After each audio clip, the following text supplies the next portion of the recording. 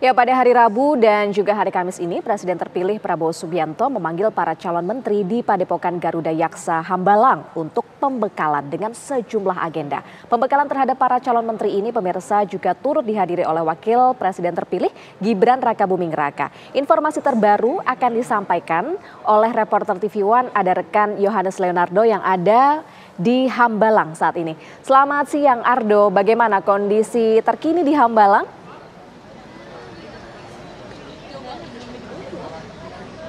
Ya baik, Indi, selamat siang. Menjawab pertanyaan Anda terkait seperti apa situasi terkini di Hambalang, Kabupaten Bogor, Jawa Barat, tepatnya di kediaman Presiden terpilih Prabowo Subianto untuk periode 2024 hingga 2029. Memang hingga siang hari ini artinya terhitung 4 jam sejak pembekalan berlangsung pada pukul 8 pagi waktu Indonesia Barat tadi.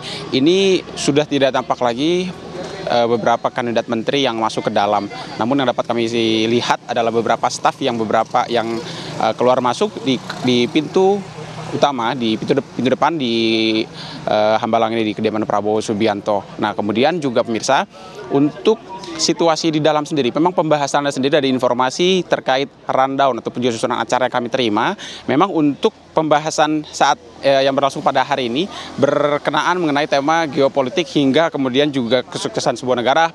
Hingga pada sore hari nanti akan membahas mengenai produk domestik bruto atau PDB yang berkaitan kebijakan nasional di bidang ekonomi. Begitu untuk sektoral ekonomi sendiri dibahas pada sore hari nanti. Artinya dengan waktu menunjukkan pukul 12 siang waktu Indonesia Barat, jika mengacu pada susunan acara yang kami terima, begitu untuk saat ini masih membahas mengenai tema geopolitik yang dihadiri oleh setidaknya total 44 menteri dari pantauan kami, dari total 59 menteri yang mendapatkan surat undangan ataupun juga diundang untuk kemudian hadir di pembekalan hari pertama yang berlangsung di kediaman Prabowo Subianto. Namun memang dari total 44 menteri yang kami pantau, ini ada beberapa nama, dari berbagai golongan tentunya ya, di mana untuk nama-nama loyalis ataupun juga mantan menteri di era kepemimpinan Jokowi juga hadir. Tadi ada Sri Mulyani, Dito Aryo Tejo, kemudian juga ada Pratikno hingga Agus Harimurti Yudhoyono juga hadir tadi sejak pagi hari tadi. Lalu kemudian juga selain daripada mantan menteri Jokowi sendiri, ada juga beberapa nama-nama baru seperti tokoh-tokoh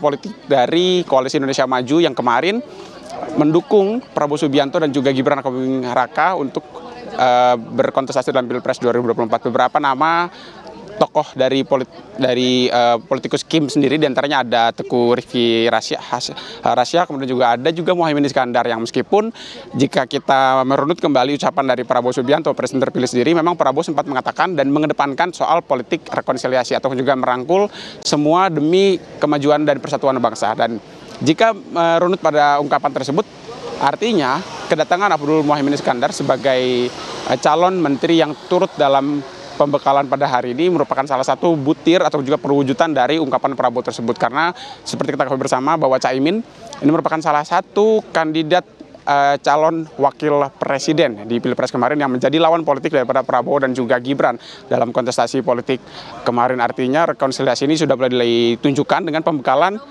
hanya tercatat 4 hari lagi menjelang pelantikan yang akan berlangsung pada hari Minggu tanggal 20 Oktober 2024 mendatang. Sementara itu juga ini dan juga pemirsa, terkait pembahasan untuk besok, di mana memang tadi beberapa tokoh yang kami wawancarai juga mengatakan bahwa memang acara pembekalan ini berlangsung selama 2 hari beruntun. Dan untuk acara pembekalan besok ini akan membahas mengenai tema anti korupsi, lapangan kerja di masa depan, yang juga nanti akan membahas juga soal komunikasi. Tentunya ini akan menjadi jika kita dapat simpulkan gitu ya, beberapa tema tadi menjadi beberapa tema yang menjadi fokus dari pemerintahan Prabowo dan juga Gibran, dan menjadi titik-titik kunci bagi para menteri yang diinginkan untuk menjabat pada periode 2024 hingga 2029. Sementara demikian yang dapat kami kabarkan, kembali ke studio.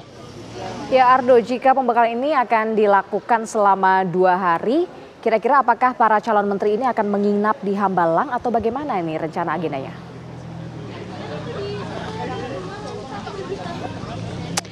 Baik Fahda, terkait apakah kemudian para calon menteri ini akan menginap atau tidak, karena memang benar sekali bahwa pertanyaan Anda mengenai menginap atau tidaknya, karena Jawaban yang dapat kami sampaikan adalah kemungkinan besar menginap, kemungkinan juga tidak. Karena kenapa demikian? Karena kami sempat bertanya pada beberapa tokoh yang datang, seperti di antara ada politikus Golkar Mutia Hafid yang tadi tiba sekitar pukul setengah 8 pagi waktu Indonesia Barat, di mana Mutia Hafid menyampaikan dan memberikan informasi kepada kami awak media bahwa memang rangkaian acara yang berlangsung 2 hari tersebut besar kemungkinan akan diinapkan. Namun untuk penginapannya ada di mana secara detail tadi Mutia Hafid tidak menjelaskan begitu ya bagaimana mekanisme penginapan kepada para calon menteri, karena jika di total ada 44 calon menteri yang hadir hari ini, artinya cukup banyak untuk kemudian diinapkan hingga pembekalan besok. Meskipun dari 44 menteri tersebut jika kita merunut sedikit ke 2 hari ke belakang begitu, tidak semuanya ini hadir, karena di hari pertama